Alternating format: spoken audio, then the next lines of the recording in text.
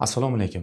Oxirgi 10 yillikda dunyo miqyosida ba'zi bir kasalliklar ko'payganligini ko'rishimiz mumkin. Birinchidan, suyak va bo'g'im tizimi kasalliklari, ya'ni osteoxondroz, osteoporoz, grija, artrit, artroz degan kasalliklar avj oldi. Keyingisi onkologik xastaliklar. Uchinchisi, yurak qon tomir tizimi kasalliklari, infarkt, insult, gipertoniya kabi kasalliklar. Keyingisi immunitetni pastlash holatlari, ya'ni ilgari bir sezonda bir marta gripp bo'lardi odamlar. Hozir qayta gripp bo'lish holatlari kuzatilyapti. Keyingisi kamqonlik. Undan keyingisi miya bilan bog'liq funksiyalarda buzilishi, ya'ni ortiqcha tushkunlik, depressiya, nevroz holatlar, xotira pastlashi kabi holatlar ko'p uchrayapti. Keyingisi chaqaloqlarda tug'ma anomaliyalari, ya'ni nuqsonlar uchrash holati ko'payyapti. Bu kasalliklarda avj olishda asosan 3 ta vitaminning roli juda ham muhim. 3-o'rin vitamin B12. Hozir Sog'liqni saqlash tashkilotining ma'lumotiga ko'ra, har 10 ta odamdan 2 ta 3 tasida shu vitamin yetishmovchiligi kuzatilyapti. Vitaminning asosiy vazifasi nima? Birinchi o'rinda qon ishlab chiqarishda ishtirok etadi, ya'ni eritrotsitlar, ya'ni qizil qon tanachalari. Bular asosan kislorodni tashishda qatnashuvchi elementlarni ishlab chiqarishda ishtirok etadi. Bu yetishmasa, agar shu vitamin B12 yetishmasa, eritrotsitlarning hajmi kattalashib, kislorod tashish qobiliyatini yo'qotadi va megaloblastik anemiya degan kasallik kelib chiqadi. Ikkinchi vazifasi, nerv hujayralarini, nerv tolalarini ustida miyelin degan qavati bo'ladi. Ya'ni uni himoya qilib turadi. Mana shu miyelin qavati sintezida ishtirok etadi. Keyingi uchinchi vazifasi odamdagi kognitiv funksiyalar, ya'ni xotira, diqqat, masalalarni yechish, intellekt kabi vazifalarni bajaradi. Shu vitamin yetishmasa, mana shu funksiyalar buzilishi mumkin odamda. Xo'p, endi bu vitaminning tabiiy manbalari nima? Asosan mol go'shti, mol jigari, tuxum, sut mahsulotlarida ko'p bo'ladi. Asosan hayvon mahsulotlarida, masalan, 100 gram jigarda 70 mikrogram vitamin B12 bo'ladi. Kunlik ehtiyoj atigi 3 mikrogram. Bu degani masalan 100 gram jigarni yeb qo'yib, shu bilan 20 kungacha vitamin B12 ni yeyish shart emas degan fikr noto'g'ri. Chunki buni organizmda zaxirasi bo'lmaydi. Ya'ni har kungilik, har kuni tushish kerak. Masalan 100 gram jigar yeganimiz bilan u 70 mikrogram tushmaydi. 3 mikrogramini organizm qabul qiladi, qolganini chiqarib yuboradi. Shuning uchun har kuni organizmga tushib turish kerak. Xo'p, endi tabiiy savol tug'iladi. Masalan, nimaga buni ehtiyoj juda kam bo'lsa organizmga, ham manbalarda juda serob bo'lsa, nimaga yetishmovchilik bo'lyapti unda odamlarda deyish mumkin. Bunda asosiy ikkita sabab bor. Birinchisi oshqozondagi muammolar. Ya'ni gastrit. Oshqozonda kimda gastrit bo'lsa agar, ko'p uchraydigan kasallik bu ham. Shu oshqozonda ichidan shilliq qavatidan Kassel faktori deymiz, shifokorlar tushunishadi. Shunaqa bir oqsil ishlab chiqariladi. Shu oqsil faqat vazifasi shu vitamin B12 ni ushlab kislotadan himoya qilib ichaklarda to'g'ri olib borib qonga so'rdirish vazifasini bajaradi. Agar gastrit kasalligi bo'lsa bemorda, shu Kassel faktori ishlab chiqarilmay qoladi. Natijada u 1 mikrogrammini ham olib borib bera olmay qoladi. Bu transport vazifasini bajaradi. Birinchi asosiy sababi shu yetishmovchilikda. Ikkinchi sababini hozir keyingi vitaminni tushuntirganda gapirib o'taman, chunki bu ikkala vitaminni bir-biriga bog'liq yetishmovchiligi. Ikkinchi o'rin vitamin B9, ya'ni folik kislota. Folik so'zi inglizchada barg degan ma'noni anglatadi. Ya'ni buni ingliz olimlari o'zimiz oddiy shpinat o'simligini, ya'ni ismaloqni bargidan ajratib olgan. Shuning uchun bunga folik kislota deb nom berilgan vitamin B9 ga. Asosiy vazifasi organizmda DNK sintezida ishtirok etadi, ya'ni yangi hujayralarni sintezida ishtirok etadi. Organizmimizda har kuni minglab hujayralar o'ladi, o'rniga yangisi tiklanib turadi. Shu jarayonda ishtirok etadi. Homiladorda bolani rivojlanishida, ya'ni bolani homilani paydo bo'lishida ishtirok etadi. Ya'ni birinchi 3 oylikda bola shakllanadi, ya'ni hujayralar tinimsiz ko'payib, bola odam shakliga kiradi. Mana shu 3 oylikda shu vitamin juda ham muhim. Endi agar bu vitamin yetishmasa, asosan og'iz bo'shlig'ida stomatitlar, yaralar, hazm traktida yaralar, terida yaralarda bitish holatlari sekinlashishi kuzatiladi. Hozir ko'pchilikda stomatit ko'p uchraydi. Shu vitamin yetishmovchiligiga aloqasi bor, chunki regeneratsiya jarayoni sekinlashadi, ya'ni qayta tiklanish jarayoni sekinlashadi. Agar bu homiladorda yetishmaydigan bo'lsa, unda bolada tug'ma nuqsonlar, anomaliyalar kuzatiladi. Masalan, tug'ma yurak nuqsonlari yo bo'lmasam miyadagi tug'ma nuqsonlar rivojlanish xavfi oshib boradi. Vitaminda tabiiy manbalari ko'p. Masalan, o'simliklarda, misol uchun shpinatni 100 gramida 200 mikrogram shu vitamin saqlaydi, lekin bir kunlik ehtiyoj 400 mikrogram odam uchun. Yer yong'oqni qovurilmaganida 100 gramida 240 mikrogram vitamin B9 saqlaydi tarkibida. Endi hayvon mahsulotlarida ham bor, nisbatan kam. Molni jigarida ko'p bo'ladi lekin.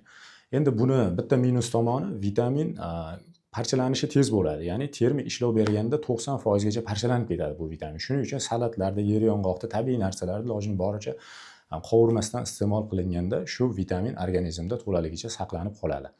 Endi vitaminni tabletka shakllari ham bor. Buni profilaktika uchun ichib yursa, uni zarari yo'q. Arzon turadi. Bir kunda bir tabletka ichib yursa yetadi. Ya'ni 400 mikrogram shaklda chiqadi tabletkalar ham.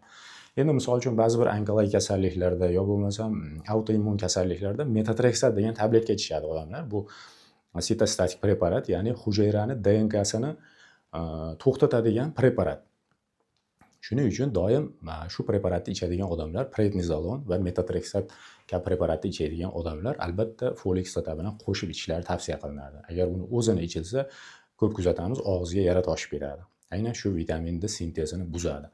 Ikkinchi yana bir muhim vazifasi, bu undan oldingi vitaminda aytib o'tdim.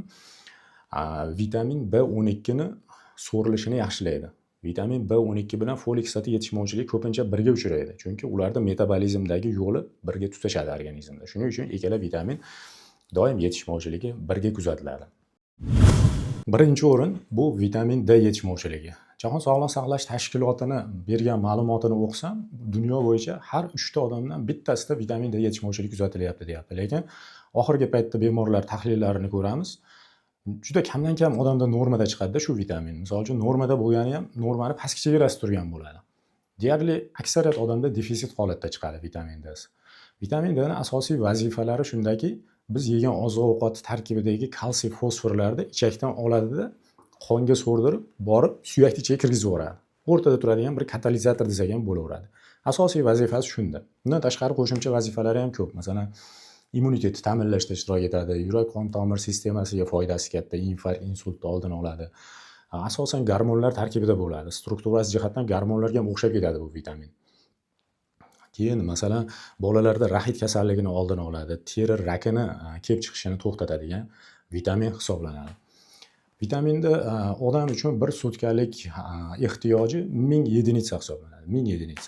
Agar bu vitamin yetishmasa, aksariyat bo'g'im, suyak kasalliklari, suyaklar mo'rtlashishi, osteoporoz, grija, osteoxondroz, juda ko'p kasalliklar, immunitet tushishi, teri rakiga sabab bo'lish holatlari uchraydi. Agar yetishmasa, bolalarda asosan rahit kasalligi kelib chiqadi. Bu rahit kasalligining yengil formasi hozir juda ko'p tarqalgan chaqaloqlar orasida. Masalan, bolada ko'pincha burunda terlash bo'lib qoladi, ensa sog'ada terlaydi, soch to'kilib ketishi mumkin. Agar yosh sal kattaroq bo'lguncha rahit davom etadigan bo'lsa, oyog'i X obrazniy bo'lib qoladi yo O obrazniy bo'lib qoladi, ya'ni deformatsiya kuzatiladi yosh bolachalarda bu ko'proq. Katta odamda suyakda tarkibi o'zgaradi, ya'ni osteoporoz bo'ladi. Xo'p, vitamin D ni manbalari nima? Asosiy manbalari o'zimizda tekin beminnat quyosh nuri hisoblanadi. Shuning uchun buni ko'pchilik manbalarda masalan quyosh vitamini deb aytishadi. Quyosh nurida yoz oylarida agar tizzadan pasti va bilakdan pasti yuz ochiq holatda 40 minut sayr qilinsa, erta bilan soat 9 dan boshlab obeddan keyin soat 4 largacha agar 40 minut quyoshda yurilsa, 3000 единица odam organizmida shu vitamin sintezlanadi. Bu degani 3 kunlik ehtiyoj ta'minlaydigan vitamin sintezlanadi. Bu vitaminni oziq-ovqatlarda ham manbasi bor. Masalan, yog'li baliqlarda. Misol uchun lasos balig'i deymiz. Bu baliq o'zi biz tomonlarda juda kam uchraydi. Shu lasos balig'ini yog'ida bo'ladi. Molda, jigarida, tuxumni sarig'ida ham oz miqdorda bo'ladi. Shuning uchun oziq-ovqatlardan ko'ra quyosh nurida asosiy manba. Endi vitaminda yana ham bitta yaxshi tomoni bor. Odam organizmida hosil bo'lgandan keyin, sintezlangandan keyin zaxira holatda to'planishi mumkin. Masalan, oldingi vitaminlar B9, B12 har kungiligini har kuni yeyish kerak. Bo'lmasa u yetishmovchilik bo'laveradi. U zaxira holatda to'planmaydi. Ular suvda erib chiqib ketadi. Yog'da eriydigan vitaminlar yog' to'qimasiga borib zapas bo'lib turadi. Masalan, yozda zapasni g'amlab qo'yilsa, qishi bilan ishlatish imkoni borda bu vitaminda. Buni manbasi xo'p quyosh nuri ekan. Quyosh nuri hammaga tushadi. Nima uchun unda bu vitamin yetishmovchiligi ommaviy kuzatilib qoldi? Xo'p, quyosh hammaga birday tushganga o'xshaydi, lekin aslida quyosh nuridan hech kim foydalangan yo'q-da hozir.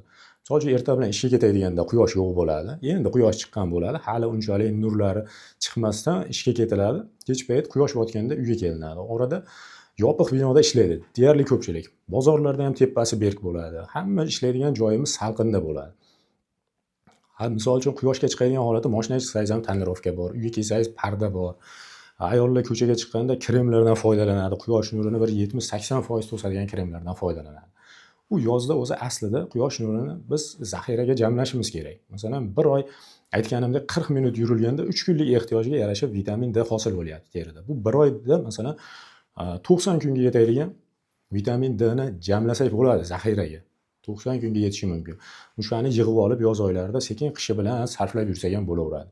Endi hozir biz nima qilyapmiz? Umuman quyoshga chiqmayapmiz. Yoz o'tib ketdi ham zaxira yo'q. Zaxira nol turibdi. Endi qishda nima qilamiz? Endi lasos baliq izlab yuramizmi?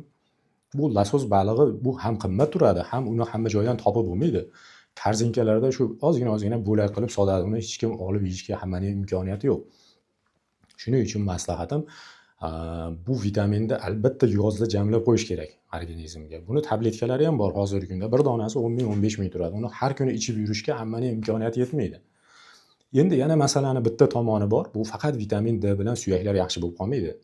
Uning uchun kalsiy ham bo'lish kerak o'z o'rnida. Masalan, aytaylik, xo'p, dunyoda eng ko'p raxit bolalar bu Afrikada uchraydi. Ya'ni Afrika eng quyoshli davlat. Shunda ham raxit uchraydi. Vitamin D yetishmovchiligini belgisi uchrayapti. Ularda alimentar faktor, ya'ni oziq-ovqatlar tarkibida nima yo'q, kalsiy yo'q. Kalsiy fosfor yo'q. Kam ularda. Vitamin D ko'p bo'lgani bilan kalsiy fosfor bo'lmasa ham bo'lmaydi. Shuning uchun biz vitamin D ni zaxiralab qo'ysak, qishi bilan tvorog yeb, sut ichib, shunaqa qilib vitamin D ni o'zimiz zapasdan olib ishlatib, shunaqa qilib qishdan chiqib olamiz. Bu vitamin D yetishmovchiligini davolashda, suyaklarni mustahkamlashda, immunitetni oshirishda albatta vitamin D, kalsiy, fosfor muhim. Organizmga tushib turishi juda ham muhim hisoblanadi. Ana o'shanda shu kasalliklardan qutulamiz. Endi misol uchun vitamin D ni, vitamin B12, vitamin B9 da tekshirish usullari bor hozirgi kunda. Qanday aniqlab olamiz desak, laboratoriyada tekshirish mumkin. Uchalasi bo'lib, lekin qimmat. Misol uchun bular tekshirish qimmatga tushadi. 500 ming atrofiga tushadi uchalasini tekshirish laboratoriyada. Shuning uchun vitaminlarni tekshirib o'tirishga hojat ham yo'q. Shularni ichish kerak, mana shu mahsulotlarni qabul qilish kerak. Shu bilan ko'p kasalliklarni oddiy usullarda saqlab qolsak bo'ladi.